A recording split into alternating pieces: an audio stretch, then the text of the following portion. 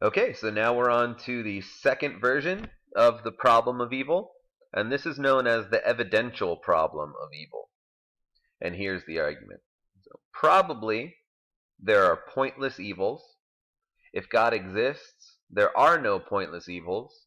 Thus, probably God does not exist.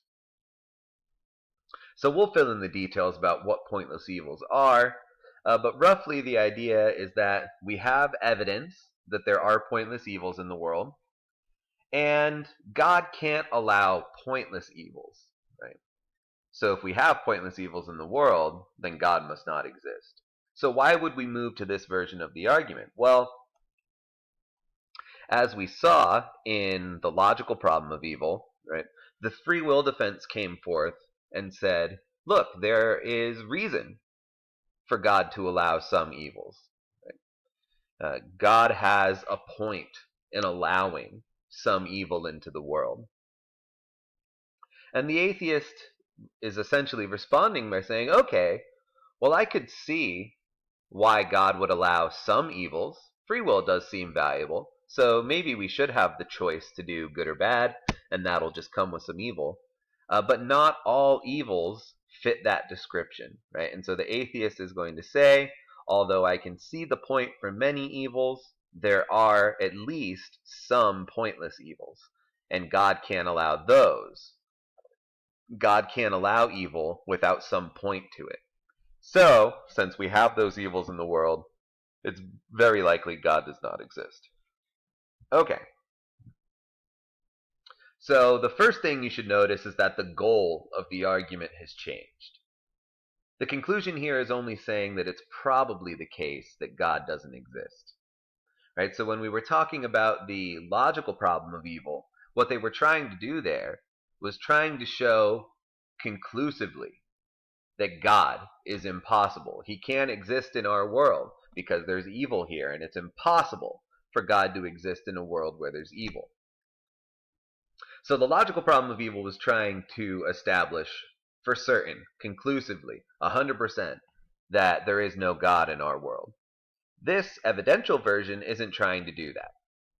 This argument is only trying to show us that we have good rational evidence to believe that God doesn't exist based on the pointless evils in the world.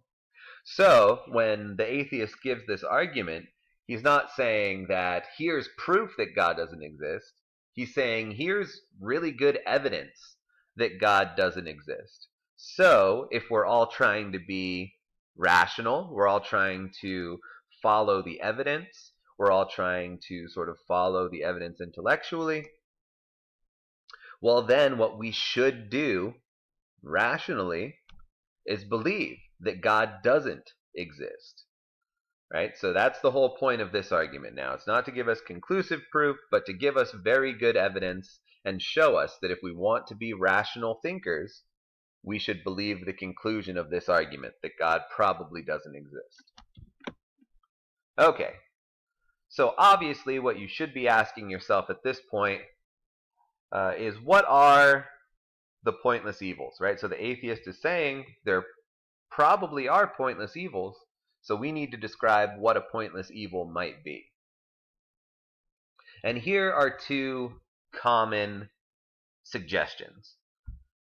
So here's the example of the suffering fawn. So there's a fawn in the forest, and lightning strikes. And as the forest is starting to burn, for this poor unfortunate fawn, a tree falls over and lands on top of the fawn, and it's stuck there. It's pinned down, it's injured, it's burnt, right? And the fire passes. The fawn does not die immediately. So the fawn lays there, pinned down by the tree, burnt and wounded and suffering for 5 days before it finally dies. The atheist thinks this is, sorry if this is sort of, I know this is upsetting for some people to hear such terrible stories, because I mean, these things have probably happened before, right? Animals in the wild suffer all the time. So the atheist is trying to say here is that we can have these cases of things occurring in nature, and there doesn't seem to be a point to them. right? So what would be the point for that fawn suffering the way it did? It's not so that we can have free will, right? If it guaranteed our free will, there would be a point to it. But no, that's not what's happening. We already have our free will. This happens behind closed doors, right? We don't see this. We see what happens with us, but we don't always see all of the tragedies and suffering that occur in nature, right? And so what the atheist is claiming is that just clearly cases like the fawn are perfect examples of pointless evils. Now, if you want to respond, what you have to do is try and think of what a point might be, right? Could there be a reason for God to allow that type of suffering? But then also think about it from this point of view as well, right? The fawn suffered for 5 days, but what if there was just 1 second less, right? So what if it was uh, 5 days minus 1 second, right? If we just took that one extra second of suffering away, uh, would it make a difference, right? And so even if you think the fawn does have to suffer for some reason, although we have to fill in what that might be, it seems crazy to say that the fawn had to go through every single last second of suffering. Why not just 4 days, 23 hours, 59, excuse me, 59 minutes and 59 seconds, right? Why not think that just that extra second of suffering was at least pointless? So the atheist will say either the whole entire suffering of the fawn for all 5 days was pointless, or at least the extra seconds at the end were pointless. And both of those seem like good examples, to me at least, of evils that are pointless. But maybe there is some reason God has for allowing them. We'll talk about that in a minute. Let's talk about another example of a pointless evil. So many have thought that evils occurring to children are pointless evils.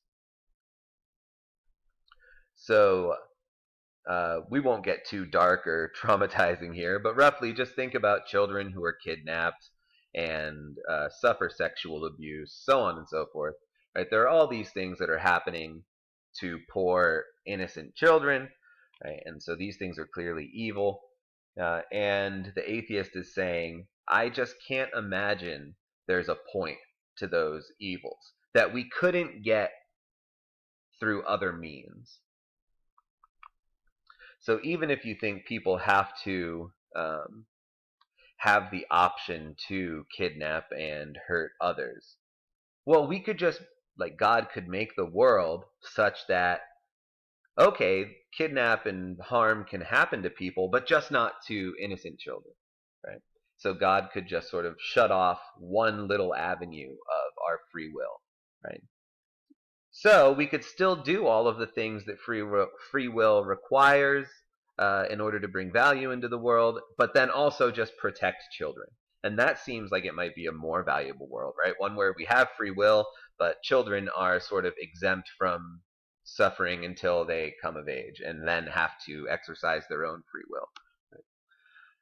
So those might be examples of pointless evils, or even if you think for some reason, and this is often defended, and we'll talk about why in a second, even if you think for some reason that we have to have the suffering of children in our world in order to advance the greater good somehow, uh, the atheist will say the same thing they did in the fawn case, right? So why couldn't they just have slightly less suffering, right? So imagine a child who's kidnapped and then the captor burns the child on the arm with a cigarette once a day, right? Why not think, okay, well, the child's already been kidnapped and harmed, right? Why couldn't we get the same point out of the evil with just one less cigarette burn, right? So let's say the child was burned 30 times. Well, is the only way for the point to get across for the child to be burned 30 times? Why not 29? Or why not just one time, right? One burning of the skin, right?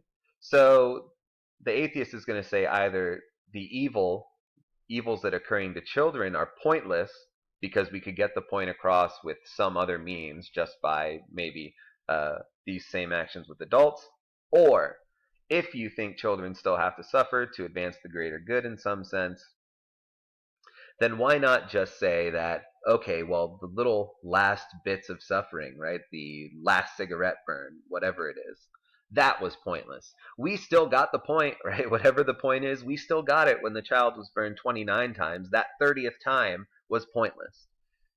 And so the atheist's major thing here, major point, is that no matter how we conceive of these two cases, of the fawn or the child, if there's even any slight pointless evil there, then it's good evidence that God doesn't exist, because God shouldn't allow pointless evils. So either God should stop the entire suffering of the fawn, or God should allow the fawn to suffer, but cut off the last few pointless seconds, right? Or analogously with the child. And so as long as there's any pointless evil in the world, this argument will go through, and these seem to be two pretty good examples of evils that might be pointless. Okay, so to wrap it up here, the atheist is going to say, look, because of the fawn case or the child case, we have good evidence that there are pointless evils in the world. And if God exists, well, should be none of those, right? There shouldn't be any pointless evils. So since we do see pointless evils in the world, it's very likely that God doesn't exist. Our best evidence shows us that it's very likely God does not exist. Okay, so the person who wants to defend the idea that God exists against this argument has two major responses, known as a theodicy, and the second is known as skeptical theism. And we'll talk about both of those in the next video. Thank you.